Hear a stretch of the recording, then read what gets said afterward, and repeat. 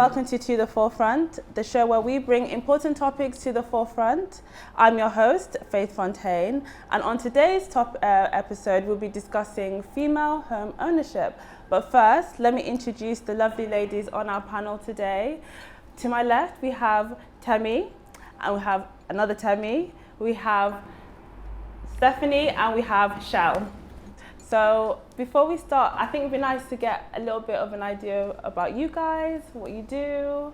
Just introduce yourselves. I'm Temi, as you just mentioned. I'm a property developer, I guess. Yeah. Nice. What about you, Tammy? So I'm another Temi. I basically started off as a chef, so I've been doing catering for like 10 plus years now, but I'm currently in between careers, so now I just kind of do a little bit of customer service, but I'm actually a chef. Oh, nice. Yep. And what about you, Stephanie? Gosh, I feel like I do a lot. I'm Stephanie. My day job is a senior social worker. I also do YouTube, and I have a wig and makeup business as well. That's pretty much it.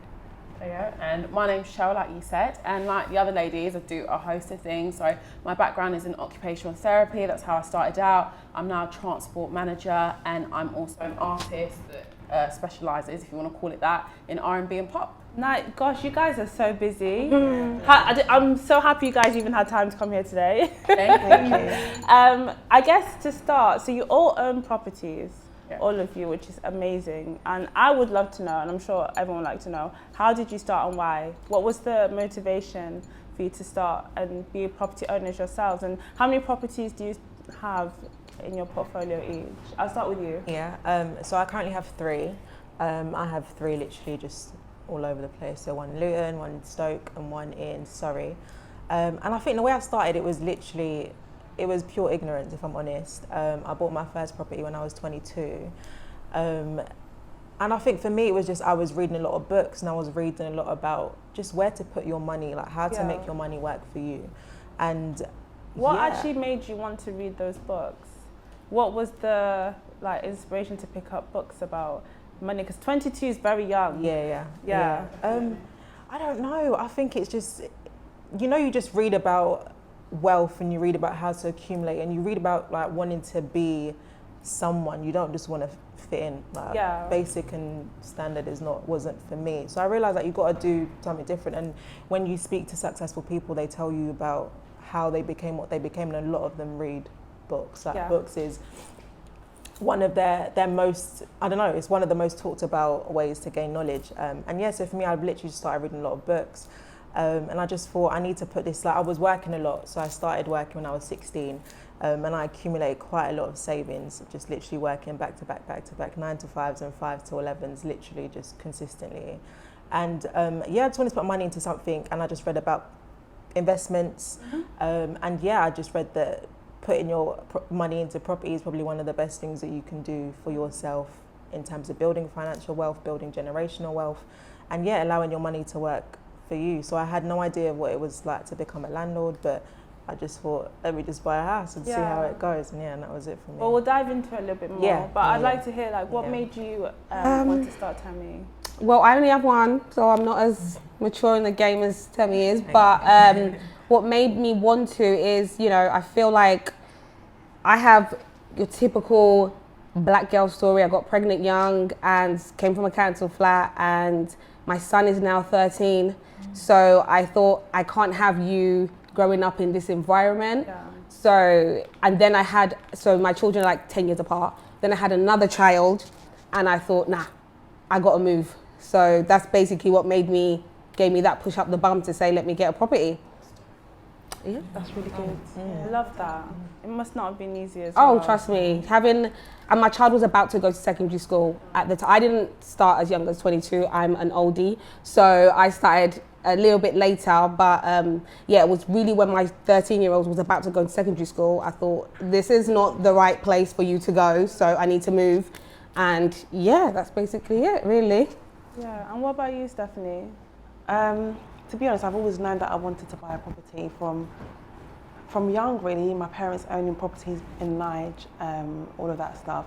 But coming here, I just saw that it wasn't something that usually happens. It felt like it was so far away from our community. To be fair, I didn't even know it could happen. I just used to spend my money. I've never been a reader. I don't like reading at all, even though I'm a social worker, but I don't like reading. Never read books, just used to work. I started working at the age of 14. I've had 22 jobs. Wow. No way. Wow. Yeah, I'm on my 22nd job. But yeah, always worked, and I just like nice things. I like looking after myself. And I thought, you know what? I'm 20, at the time I was 24. I thought, you know what?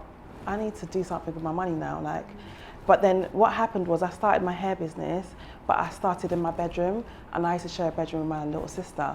But the hair business was in my mum's house, and I ran the hair business in my bedroom. Shout out to my clients that came to my bedroom. Yeah, so and it just got quite uncomfortable. I felt like I was bringing strangers into my mum's home, and I just felt just like such an inconvenience. And I thought, I need to get out of here, but I can't rent because I can't put money in someone else's pocket. And I thought, you know what, I need to buy a house. So I kind of gave myself a time frame of like a year and a half.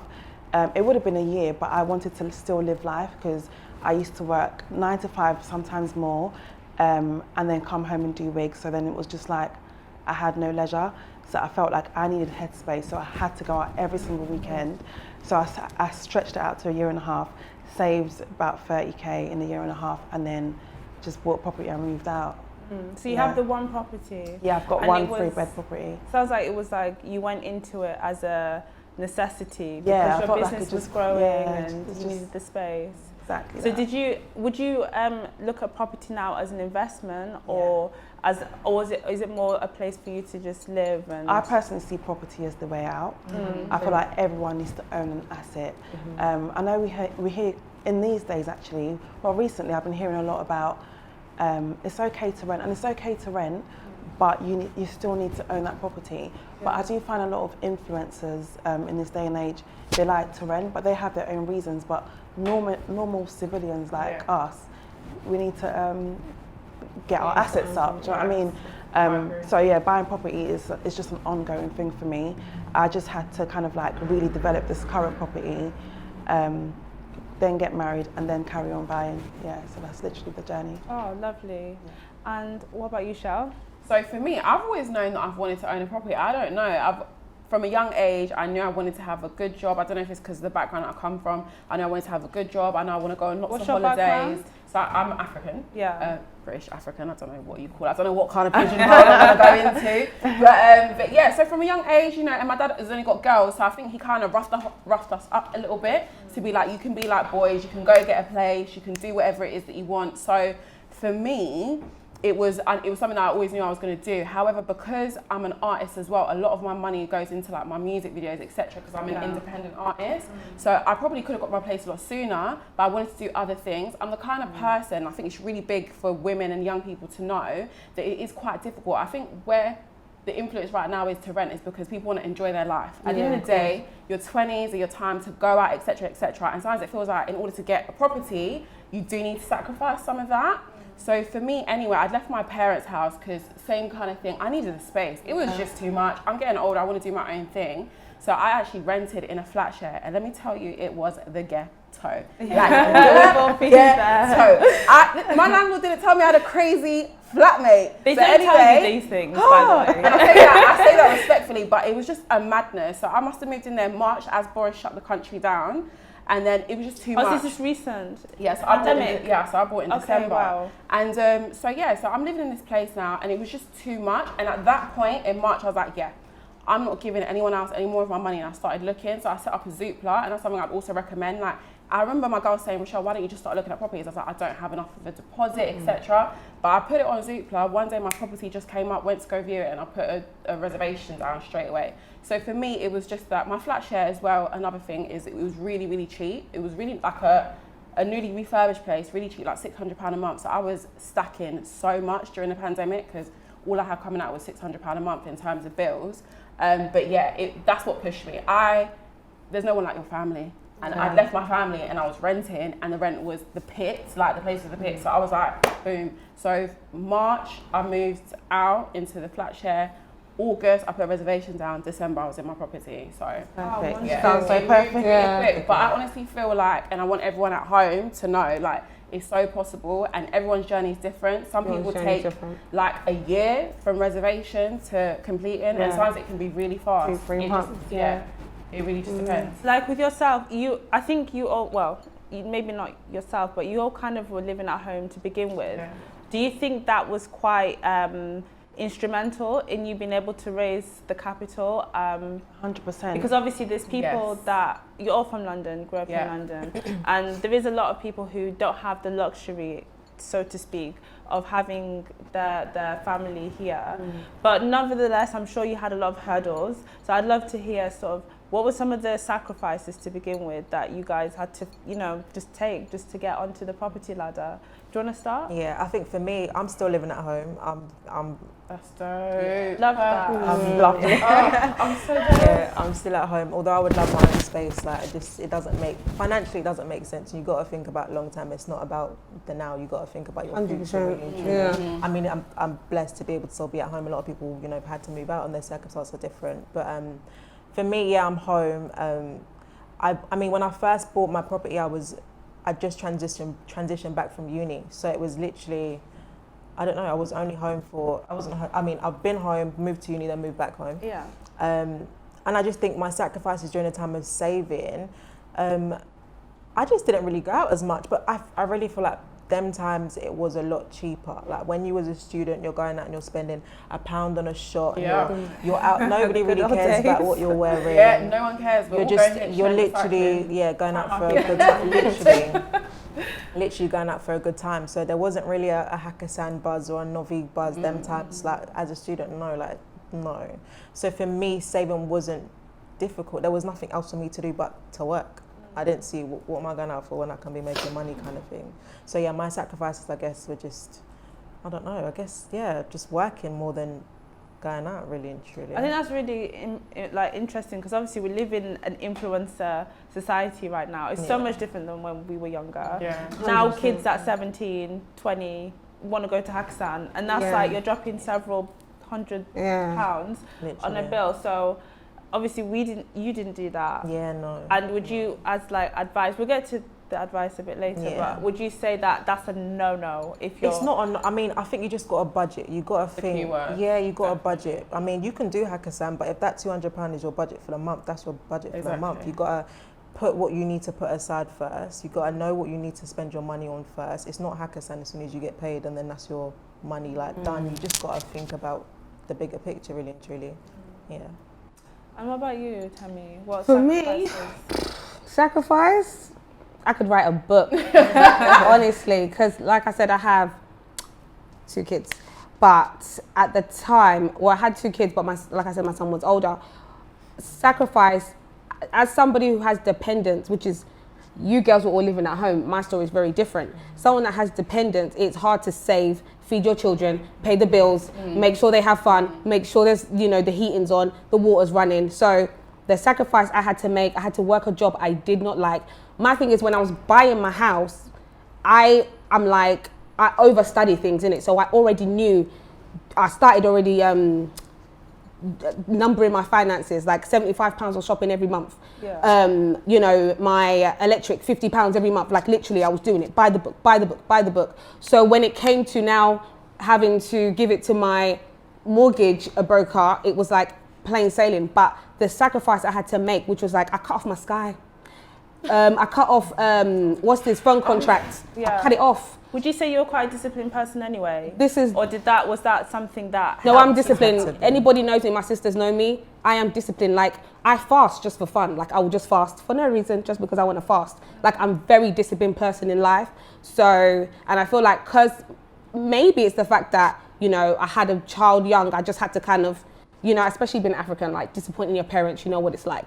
So I had to kind of get myself back on my feet. So when it comes to sacrifice, literally I sold my car, mobile phone bill, shopping. I made sure I spent £75 every month on the dot. And my son was taking packed lunch. I literally, sometimes there's no packed lunch, so I'll bake cake and I'll cut it up and put it in his, but I was determined. I said, I'm gonna get this because not saying it's easier, but it's different when you don't have dependents.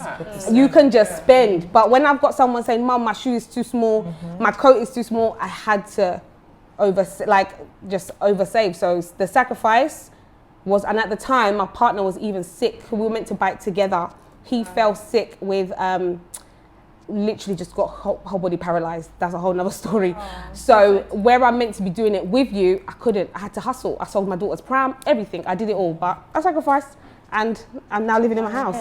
Did you have any support from friends and family, or did you find that people were distancing yourself? Because it sounds like you were on a mission. Yeah, I was. And not everybody's going to be on the same page as you. So did you have the support that you needed? If I'm honest with you, I didn't tell nobody. I told one of my sisters when I needed some money. And I didn't, like even my other sister, until everything went through on the dotted line, that's when I told people. But then I'm a strong believer in you don't open your mouth until your thing is done. So that's why nobody even knew what I was going through. So I didn't have support, but that's not due to them. That's due to me not opening my mouth. Yeah. And what about you? What sacrifices do you think you had to? I'd probably say my main sacrifice was sleep. Because I was working. And my job is very demanding. I work in child protection, so it's very demanding. So there'll be days where I'll go to work 9 to 5 or 9 to 6, 9 to 7, have dinner, have a nap, and then there were multiple days where I'll do an all-nighter, shower and go back to work. And I did that quite a few times because I started to take in clients. Now I've limited clients, like maybe like 3 to 4, 5 every week. But them times it was like 8 in a week, 10 in a week. Because I'm just trying to get a lot of cash flow to, number one, fund my lifestyle, save for a house, help my family, pay some bills in the house, and do all that stuff. But the bills wasn't that much. It was kind of split between me and my sisters and my mum. But my main sacrifice was definitely sleep because I was a zombie. Yeah, I was a zombie. That was a big sigh. It's a lot. But for me, I'm not gonna lie to you. So like I said, I moved from my parents, went into a flat share, which was really well priced, so £600 a month, and I just cut out all my direct debits. Like I cancelled everything. I think it does help that we went into a pandemic as well. So really, if you were being legitimate about the lockdown, there's nothing for you to really do. So I cut down all my direct debits. I think I left it to 4, so like my car insurance, my mobile phone. Again, my mobile phone was originally like £35. I cut it down to, I think I paid £15 a month, maybe even 12. I think my bill was ridiculously cheap. But I cut down everything, all my memberships, because I wasn't a practicing. You're working the whole time. Yeah, Were you furloughed or anything like that? Pardon? Were you furloughed or anything like that? No. I work in transport, so I'm a transport manager, so that's continuous throughout the lockdown. So work was even more intense. I guess if you work in the NHS or in transport, the demand for those things were higher. So for me, I was working a lot more. I cut down all my direct debits. The only thing I allowed myself to have was delivery, because I come home from work and I just want something quick or whatever it is. That's the only thing I had. I didn't order clothes for 9 months, so there was no PLT, no misguided, like there was nothing. Nowhere to go. I know, but that's PLT will have those little work from home outfits and all this other stuff. I definitely succumbed to a few of them. Exactly, but I cut down everything. Like I didn't allow myself to have any luxuries. And that for me is how I was able to save a lot. And that's what I would say for anyone who's renting right now. Sometimes you might need to, and it's a shame because I don't want it to come across as in you've got to like change your whole life, because that's not true for everybody. I think that might just be some of our stories, but it's not true for everyone. But you can still rent and still buy a property. It might be that you just need to downscale. So if you're renting out a 2-bedroom flat and you're single, cut it down to 1. Get a studio. Like I said, I saved the rest of my deposit. I mean, I've always been a saver in the kind of sense that for me, being poor or not having anything is something that my brain just can't comprehend. So I've always got to have a buffer there. So I had a little bit of a buffer, but in the 9 months, I saved the rest of my deposit. In terms of support, which I heard you mention earlier, a lot of my friends either have property on their own or with their partners. So for me, that was my sounding board. Like even my mortgage broker, that was a recommendation from a friend, etc. Right. So for me, I was really lucky that whenever I had an issue, I could go to somebody. Like say, for example, when you do your checks, my local authority check hadn't come, but then my developer was pressuring me to, exchange my contract. I was able to go to all my friends and be like, right, what's the best course of action do my own That's reading, really good. and then help, which was really helpful. But yeah, that's what I had to sacrifice. I just cut down everything, literally. Did you guys have a lot of influence in terms of, you've mentioned like you had friends who are already on the property ladder. Did you guys know any other property owners? Well, my mum has bought a house, so but that wasn't much help. But aside like my age range, no. Yeah, no, there was no one around me, so no one really understood, and it's quite an intense process.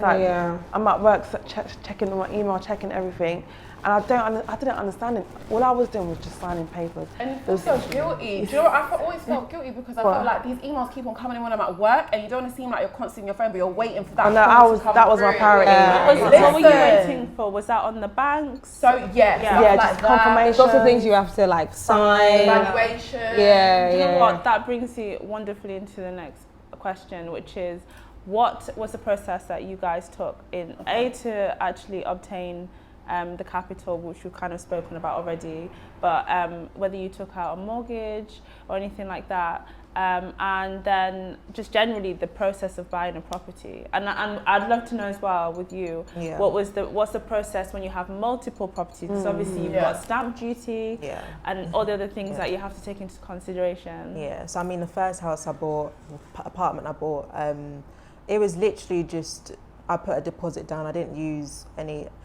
there was the Help to Buy scheme out at that time, but I didn't feel as though I needed to take that route. I was fortunate enough to have what I had and was able to put down what I had. But I literally just found the property online. My broker did everything for me. So as a 22-year-old buying a property, ignorance, it's just, you're just ignorant. I'm just like, what do I do? Just take my money and give me the house kind of thing. Where did you find your broker from? How did I find my broker? Through the guy selling me the property. Oh, okay. Yeah, so the agent selling me the property recommended this broker to me. And a good broker is... Oh, gold. Praise be to God. And they shouldn't charge you. My one didn't charge me, by the way. Some people do. Is that because you didn't go for an advised service? No, they're not meant to charge you. They're not meant to, because the bank pays the money. You see it on your mortgage letters. It will say like this person's going to get £600. They always have a fee though. No, that's after you've gone through the process. They take their fee. I was wondering how but me, like an idiot, I got conned. Yeah, my first one. Because I had to pay. I paid. You paid after the completion. No, that's the thing. It was only after. Yeah, I literally. I went through the process and I went to a mortgage broker. He said, this was to get a mortgage in principle I paid for. And you're not meant to, exactly. So he's like, I've got you the mortgage in principle, blah, blah, blah, it's gonna be $250. Me, like, I don't know what I'm doing. I just thought that that's what you're meant to do. He asked for money, I gave him money. Then after, I didn't even end up using him. He wasn't actually my broker. After's when I found out, you're not meant to give anybody money. Like, it's only after they get what they're, after everything's gone through, then they get their money. But I actually paid someone, so that's one thing to look out for. Were they regulated by the FCA? Is that something that I is that something that you guys look out for? I'm not gonna lie. I don't think you check that stuff. I'm so particular. I made sure everything. Like I read my mortgage back to front. I read my contract back to front. I can't do all that. Literally, in order to get my conveyor, which is your solicitor, I sent like a handful of questions. Whoever answered me back the quickest was the one that I went through. I made sure that my solicitor, that some solicitors charge you extra, like for a certain amount of emails or letters. I made sure that everything was free, and not free, but everything was included in my price. The contract I read through, highlighted, did a whole list of questions and sent it out. But you should make sure that they are FCA regular. But I guess you had friends that had done it. Whereas you don't have a clue. Even my friends were not as precise as I am. My whole thing was, like I said, I was living in this horrible setting, and I just wanted it to go through swimmingly. Like, I didn't want any issues. And for me, I work so hard for my money, I cannot have any. No way. To be honest, I didn't know that you could get free mortgage advisors. So when I was searching for a property, 2 came up and they both spoke to me, and I said I'll meet them both. One was $450 and one was free. And I was like, but why is he free? Because I was going to view a property in that area, so I'll come and see you. So I went to the one that was $450. He literally said he had all the information. He had all these different lenders and the percentages and just good exclusive deals, like he said. And then I said, okay, cool. Same day I went to the other guy and I said, can you explain to me why you're free? So he said, a lot of these mortgage brokers are very greedy because we get paid, but then what they'll do, they'll add like a £250, £350, £400, and it sounds quite small for someone that's going to guide you through the process. Yeah. So you're like, okay, yeah, I'll pay it. But then for him, he said, no, I'm just going to get the amount that I get paid. He goes, a lot of these brokers will tell you they have exclusive deals. No, that was exactly what I was told. And then he goes, but actually we all have the same access to the same lenders. So he showed me his screen, and it was the exact same screen I came from. I was like, let's go. Yeah. Let's just do it. And he's so, I've recommended him to hundreds of people. He's free. How did you find him? So when I was the estate agents that had the house that I went for, he was under them. Okay. So yeah, so I've given out his details because he's just so good. Yeah, don't Like, have anyone who a lot of off or who doesn't give you any information. I work a lot. Like my business is literally 24 hours. You know, got the work phone dinging off, whatever. And it doesn't matter what time I called him. And when he said, Rochelle, I'm going to call you back, he calls me back. Yeah. Like no question should ever be too much. Like they should never treat you as if you're an inconvenience. As soon as you start to get something like that, just lock it off. But I think as a first-time buyer, you're not aware of these things. So if someone says, oh, you know, 250 mortgage in principle, I'll give you that. good. I'm like, oh, is that it? Do you know what I mean? So, yeah, you don't know. Exactly. And Can you even explain what mortgage in principle means? mortgage in principle is basically the amount that you will get lended just in principle. So this is, how do I say it? It's basically It's your affordability. Your affordability, yeah. So this is what, but but it's not like, it's not 100% what you're going to get at the end, Yeah. but But it's just someone what they're saying going we to can give give you. them Yeah, we money. can give you this amount of Yeah. money, yeah. So when you feel like you can afford a 600k house, and you go to the bank and they tell you, well, no, we're only going to give you 4 times, because that's what they leave. Yeah, I was just about to say, it's 4 times your Sometimes you get your 4, income. but 0.5. Yeah, But lucky. if you're lucky, yeah. She's going to give you 4 Yeah. times your salary. So you're thinking, yeah, I got 60k in my bank, I can afford the 60k house. That's a Oh my 10%. God. yeah. Then you go to the bank and they're like, yeah, no. No. Do you know what Imagine I you're don't know only about earning you. 20 grand, you can't afford I that. don't know about you, but that's what made me actually, because I said I wanted to buy a house. So when I was 21 was when I started looking, but I was in the NHS, and my salary, if I told you what Barclays was going to lend me, it was embarrassing, yeah? That's why I had a career change. So for me, buying my first, like I want to be like you, I want to own several, literally. And that's what's taught me that you don't need to stay in a job forever if it's not bringing you the income that you need, because that is like your passport to get in a property, unless you can be a cash buyer. How I saved up the bulk of my buffer was I was a locum occupational therapist at the time. Were you locuming when you bought your property? No, so like I said, I've always had a buffer. Like in life, I always have a savings. But I was locuming, and like I said, the way I found out a lot about buying a property was through YouTube. It's so important that we share. But you and bought do your things property like in that. December, isn't it? Yeah, but so when 6 months ago. Yeah, so when I was buying mine, YouTube, what was that? I didn't even think to go YouTube. Do you know? Speaking of locuming though, because I was in a permanent position when I thought I need to get out of mum's house, I need to buy a house. And then I spoke to my friend's mortgage advisor, and he said you can only get a property that's basically a 1-bed flat. And I wanted a semi-detached 3-bedroom. I had a specific, you know. And then I said to my manager, I asked, so if I go locum, would I be able to afford it? And they said, as long as you pay tax and NI, that will consider your whole salary. Get a good accountant. So then I said to my manager, I'm leaving, sorry. And then they said, so no, let's offer you 41k. And I was just like, that's way lower than what a locum pays. So then I left my permanent position to go locum. And yes, you can buy a house as a locumer. So that's a contractor for people who aren't in the NHS. Well, because I think from kind of my research and stuff, I want to buy a property, and I'm currently self-employed. So I've heard, and some of the conversations I've had with financial advisors and stuff like that, buying property when you're self-employed is a little bit more of a complication. Yeah, it takes longer to go through the process. And that's why I didn't use my hair business. That didn't exist. I had to get a job that could carry it. But it's You just can. Yeah, you can. It's just you more need 2 complicated. to 3 years of accounts. Yeah. So like you're in Some people you can find less, but I think on the safe side, 2 to 3 years. Yeah, you can. Because even when I was buying my property, I didn't.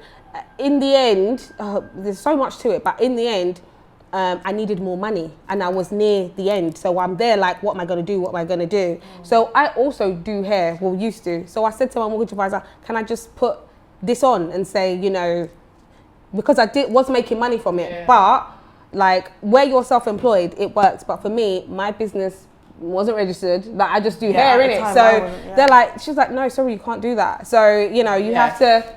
So the good thing about being a locum is you can either be a limited company or an umbrella company. Make sure your books are in order, make sure your accountants are on point, you know, disclose whether you can make, well, I'm not a financial advisor, so I'm not gonna go there. But like your VAT, your corp tax, just make sure everything looks nice, and you know, your dividends and everything is making sense. Like that is probably the most important thing for someone who's self-employed. For me, I don't ever want to do that again. It's just a lot of work for me. And I would say like, so in my circle of friends, there's a couple where somebody was self-employed. It just takes longer to go through the process simply because you're not on a payroll. That's it. But I think it's important to know that, because I think we live in, like I said, the society we live in now, everyone's going for self-employment. It's what's cool.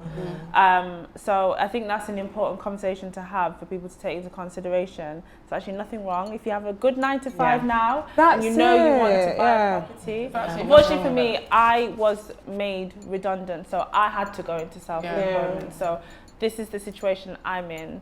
But I think there's probably a lot of people itching to get into like contracting or, you know, locoming or business who also want to own a property. But it is very much possible to do that, but it just takes a bit longer. One thing that Brian Property's taught me is that you just got to hustle, like make your money, do what you got to do. And then when you've like done your research, you know what it is you're doing. I'm sure like Stephanie can tell everyone, you just get your stuff in order, you know, get to the right mortgage broker, and you can do whatever it is you want to do. The most important thing is just making sure that your books are in order, where like, and your money's looking good. Because even though I have 9 to 5, if I had multiple credit cards out and I had like a massive car loan or whatever, no one's going to touch me. Like your credit still needs to be like, you're not safe either way. You just need to make sure that you're responsible financially. That's all your bank is going to look at. But you are safer being employed. And the thing is, I feel like the self-employed thing is great, but what is it to take 6 months out and get a job to secure that property? It's nothing. So the self-employed, everybody wants to do self-employed, everyone wants to do entrepreneurship. It's great,